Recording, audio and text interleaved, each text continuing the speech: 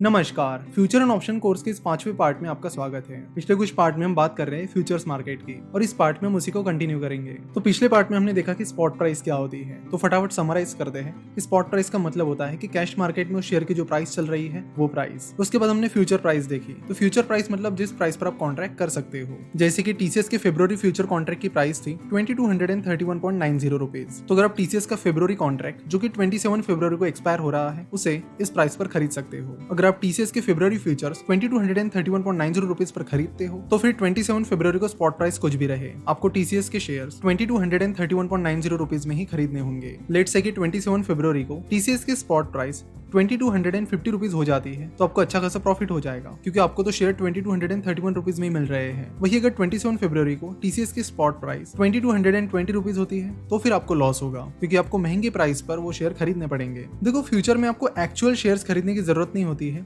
यहाँ पर सेटलमेंट की जाती है, कैश सेटलमेंट। इसके साथ ही हम लॉट साइज को भी समझ लेते हैं। ये लॉट साइज क्या होती है? जैसे कि हम कैश मार्केट में देखते हैं, हम टीसीएस के 1 शेयर, 2 शेयर, 5 शेयर, जितने शेयर चाहे खरीद सकते हैं, लेकिन फ्यूचर्स में ऐसा नहीं होता है। फ्यूचर कॉन्ट्रैक्ट आपको लॉट में मिलते हैं। हर शेयर की लॉट साइज डिसाइडेड होती है, स्टॉक एक्सचेंज ने वो डिसाइड की है। तो टीसीएस की लॉट साइज है 250 शेयर्स। सो अगर आप टीसीएस के फ्यूचर कॉन्ट्रैक्ट का एक लॉट लेते हो तो उसमें आपको 250 शेयर्स मिलेंगे। अगर आपको उससे ज्यादा शेयर्स खरीदने हैं तो 250 के मल्टीपल में आप खरीद सकते हो। जैसे कि 250, 2 लॉट खरीदोगे तो 500 शेयर्स आ जाएंगे, 3 खरीदोगे तो 750 एटसेट्रा। तो मान लेते कि आपने एक लॉट खरीद लिया है, वो भी 2231.90 रुपीज पर। अब एक्सपायरी के दिन यानी 27 फरवरी को स्पॉट प्राइस निकल कर आती है 2235 रुपए। तो ये डील आपके फायदे की हुई, क्योंकि जो स्पॉट प्राइस है वो आपके फ्यूचर प्राइस से ज्यादा है। तो 2235 और 2291.90 इसके बीच का जो डिफरेंस है यानी 3.10 वो आपके एक शेयर के पीछे का प्रॉफिट होगा। तो इस तरह 250 शेयर्स पर आपको 775 रुपीज का प्रॉफिट होगा।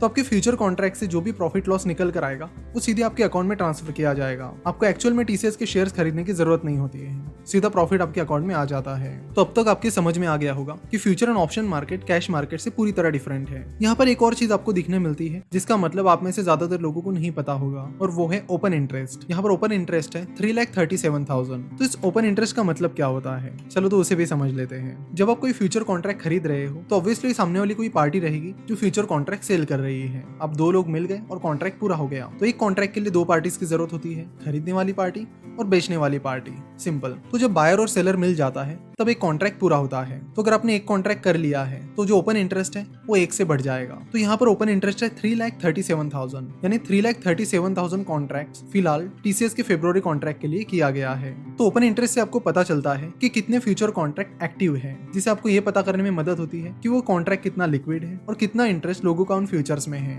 अगर किसी स्टॉक के फ्यूचर का ओपन इंटरेस्ट बहुत ही ज्यादा कम है तो हमें बताता है कि स्टॉक के फ्यूचर्स में लिक्विडिटी का इशू चल रहा है। अगर ओपन इंटरेस्ट बहुत कम है तो आपको स्टॉक के फ्यूचर्स खरीदने बेचने में थोड़ी डिफिकल्टी जाती है, यानी प्राइस फ्लक्चुएशन उसमें थोड़े ज्यादा होते हैं। वही अगर ओपन इंटरेस्ट ज्यादा है तो हमें बताता है कि उस स्टॉक के फ्यूचर्स में अच्छी खासी लिक्विडिटी है, आप बड़े आसानी से उस स्टॉक के फ्यूचर्स बाय और सेल कर सकते हो। अगर आप इन फीचर्स के एप्लीकेशन देखोगे, यानी देखोगे कि इनको किन चीजों के लिए यूज किया जाता है, तो वो अलग अलग है। इनके कई सारे प्रैक्टिकल यूज है, इनको हेजिंग के लिए यूज किया जाता है, इनको शॉर्ट सेलिंग के लिए भी यूज किया जाता है। तो सबसे पहले बात करते हैं शॉर्ट सेलिंग की। शॉर्ट सेलिंग का सिंपल सा मतलब होता है कि पहले स्टॉक को बेचना और फिर उसे खरीदना। उससे पहले समझते हैं कि शॉर्ट सेलिंग किस चीज के लिए यूज की जाती है। जनरली हम शेयर बाय करते हैं जब हमें लगता है कि ये कंपनी आगे चलकर ग्रोथ दिखा सकती है और इसकी शेयर प्राइस आगे चलकर बढ़ सकती है। लेकिन अगर आपको लगता है कि कोई कंपनी बहुत खराब परफॉर्म कर रही है या किसी कंपनी को बड़े इश्यूज आने वाले टाइम में जिसकी वजह से उसकी शेयर प्राइस गिर सकती है, तो उस टाइम आप क्या करोगे? उस टाइम आप शॉर्ट सेलिंग करोगे। तो जब भी ट्रेडर्स और इन्वेस्टर्स को लगता है कि किसी स्टॉक की प्राइस आने वाले टाइम में लगातार गिरने वाली है तो वो उस स्टॉक में शॉर्ट सेलिंग करते हैं। अगर कैश मार्केट की बात की जाए तो अगर आपको कैश मार्केट में शॉर्ट सेलिंग करनी है तो आप सिर्फ एक दिन के लिए कर सकते हो, यानी इंट्राडे में आप शॉर्ट सेलिंग कर सकते हो।